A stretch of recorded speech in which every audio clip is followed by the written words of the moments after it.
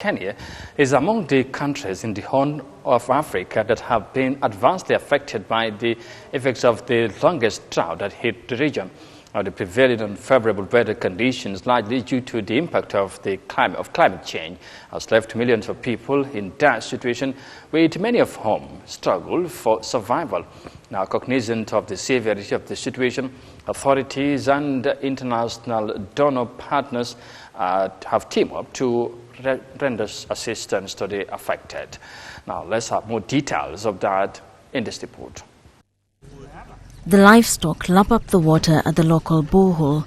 It keeps their hunger at bay, granting them a reprieve from the impact of the worst drought in 40 years in the Horn of Africa. Sajiloni village sits in the plains that are mostly home to Kenya's pastoralist Maasai community. But the livestock herds they once took pride in have dwindled. This is all that's left of this family's once sprawling herd.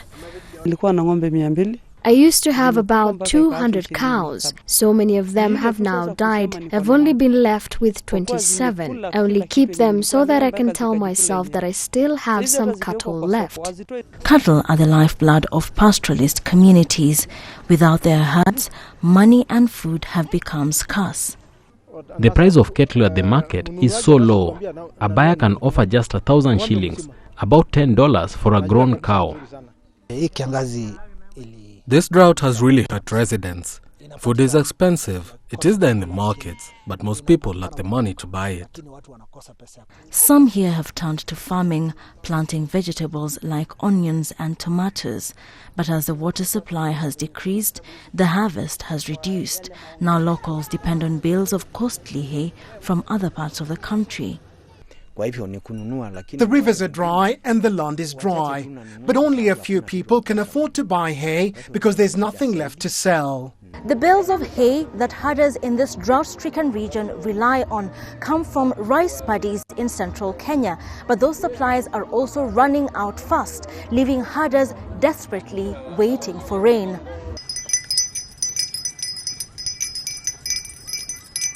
After 4 failed rainy seasons over 2 years, at least 36 million people across the Horn of Africa region are grappling with the effects of the prolonged drought.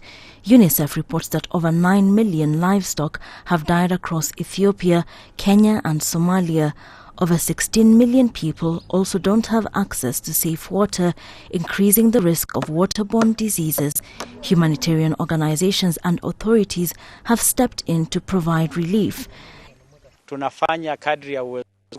We are doing our best to ensure that residents receive food aid and that it's distributed fairly. And we are also going to get a list of names of people who will benefit from the cash transfer. There are also plans to introduce drought-resistant crops while moving from rain-fed agriculture.